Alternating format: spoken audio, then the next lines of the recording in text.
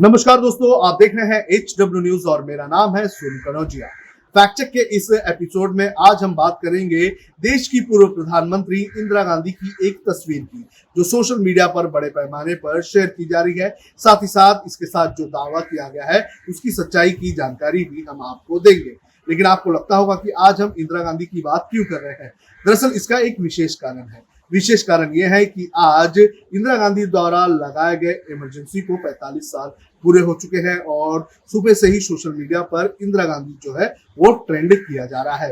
विपक्ष की अगर बात करें तो विपक्ष आज भी जो है वो इस इमरजेंसी को लेकर कांग्रेस पर निशाना साध रहा है।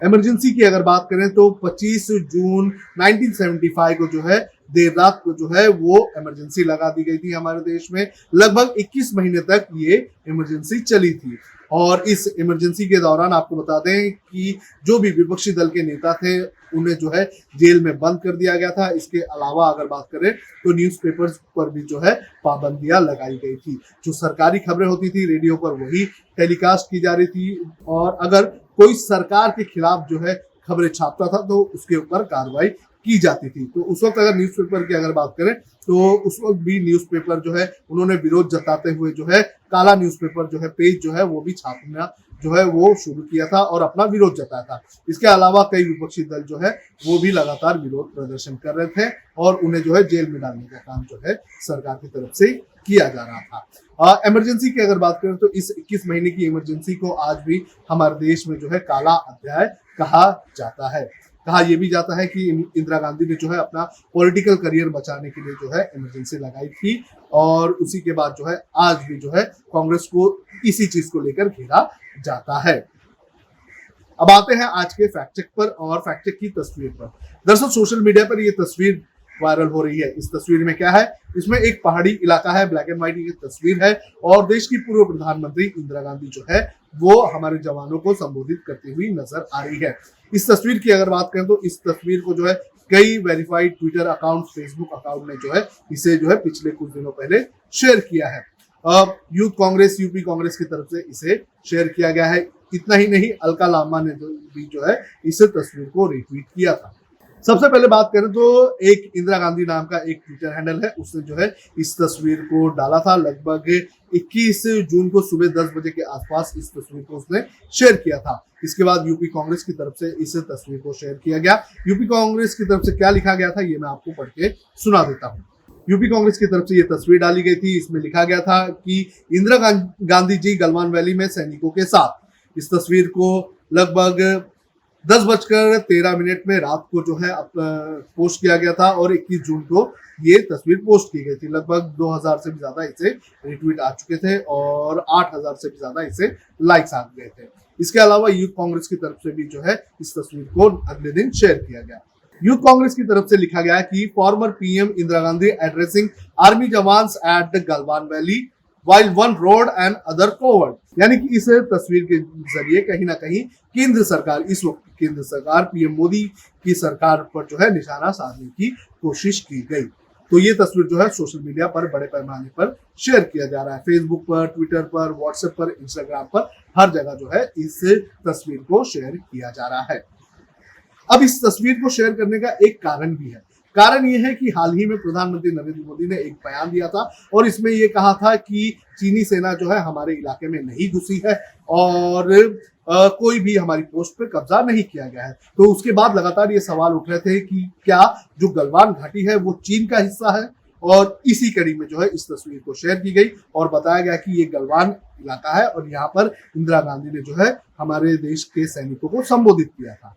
तो कहीं ना कहीं ये बताने की कोशिश की गई तो गलवान इलाका जो है वो हमारा इलाका है। अब आते हैं इस तस्वीर की फैक्ट चेक को लेकर, इसकी सच्चाई को लेकर।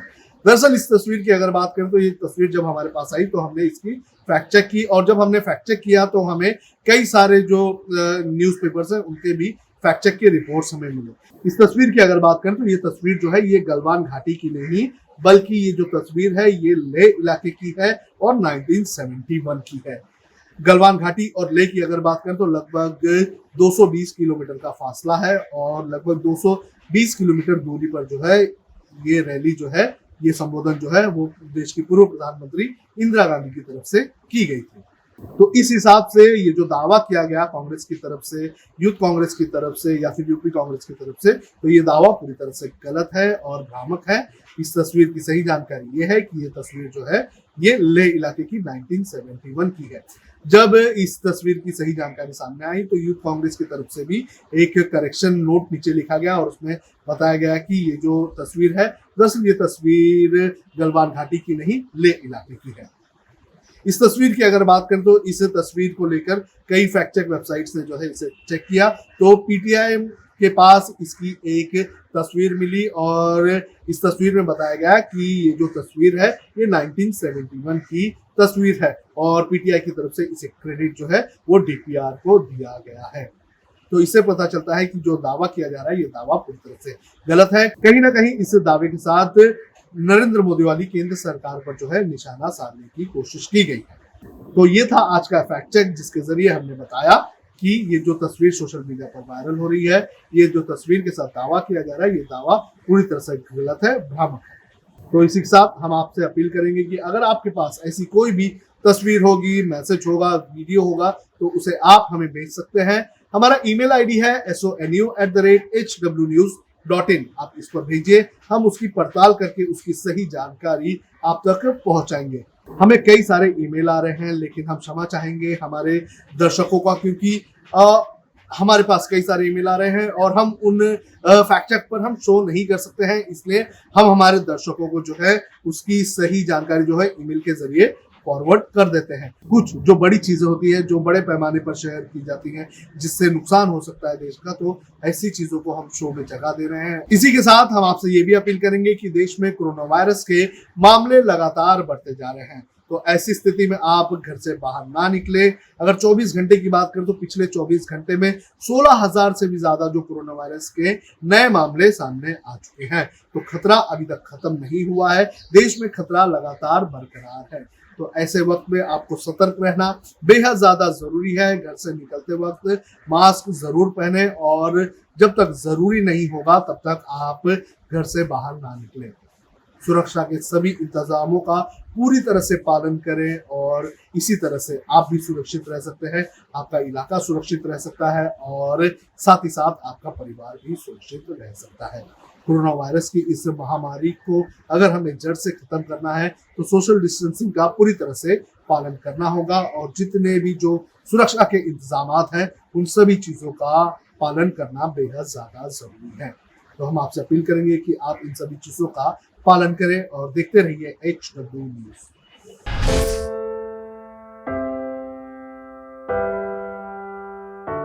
हमारे घरों में भी बच्चे होते हैं जो हमसे प्यार दुलार की आस करते हैं। हमारा भी जीवन साथी है जिसको हमारे ड्यूटी से घर आने का इंतजार होता है। हमारे घर में भी एक बूढ़ी माँ है जिनके लिए आज भी हम ही आंखों के तारे हैं। लेकिन हम हमारे घरों में नहीं हैं।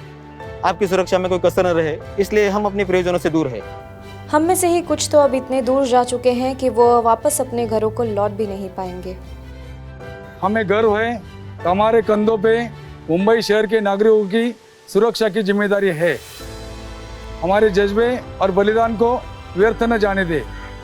इस संकट के समय में आप घर पे रहे, सुरक्षित रहे।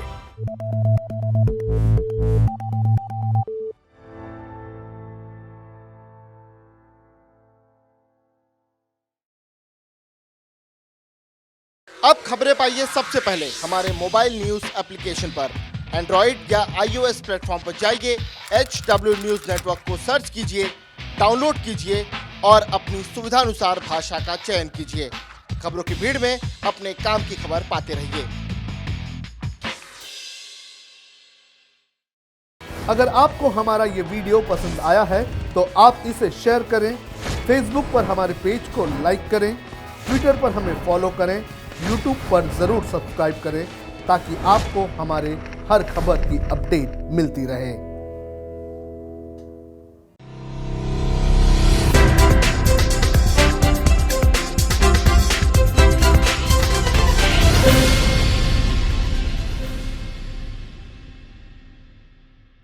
अब खबरें पाइए सबसे पहले हमारे मोबाइल न्यूज एप्लीकेशन पर। एंड्रॉइड या iOS प्लेटफॉर्म पर जाइए, HW न्यूज नेटवर्क को सर्च कीजिए, डाउनलोड कीजिए और अपनी सुविधानुसार भाषा का चयन कीजिए। खबरों की भीड़ में अपने काम की खबर पाते रहिए।